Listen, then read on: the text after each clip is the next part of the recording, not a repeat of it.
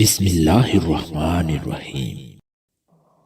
ایک شام حضرت خواجہ حسن بصری رحمۃ اللہ علیہ حسب دستور وعظ فرمانے میں مشغول تھے کہ اچانک حجاج بن یوسف بمائے اپنے لاؤ لشکر کی حکمرانی کے نشے میں چور شمشیر برہنہ ہاتھ میں لیے آپ کی مجلس میں آ پہنچا۔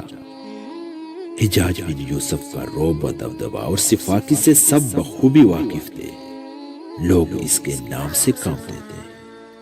حاضرین مجلس سوچ میں پڑ گئے کہ آج شامت آ گئی، نہ جانے حجاج بن یوسف کس طرح حضرت سے گستاخی سے پیش آئے۔ حضرت حسن بصری رحمۃ اللہ علیہ نے ایک نگاہ اس پر اور اس کے لشکر پر ڈالی اور قدر ناگواری سے اپنے وعظ میں مشغول ہو گئے، یہاں تک کہ وعظ میں ظالم حکمران کے سامنے کلمہ حق کہنے کا اجر بھی بیان کر گئے۔ وعظ کے خاتمے پر حجاج اٹھ کر آپ کے قریب آیا اور آپ کے ہاتھ کو بوسہ دے کر اپنے ساتھیوں سے بولا، آج کے دور میں اگر کسی مرد حق کی زیارت مطلوب ہو تو حضرت حسن بصری رحمۃ اللہ علیہ کو دیکھ لو۔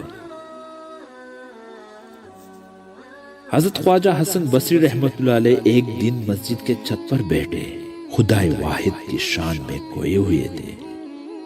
خوف خدا سے نہ جانے کیا خیال آیا کہ آپ کے آنکھوں سے آنسو جاری ہو گئے۔ اتفاقاً نیچے گزرتے ہوئے کسی راہگیر کے اوپر سے آنسو گر پڑے۔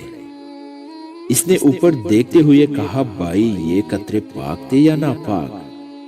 آپ نے فرمایا، بھائی اپنے کپڑے پاک کر لینا، یہ مجھ گناہگار کے آنسو تھے۔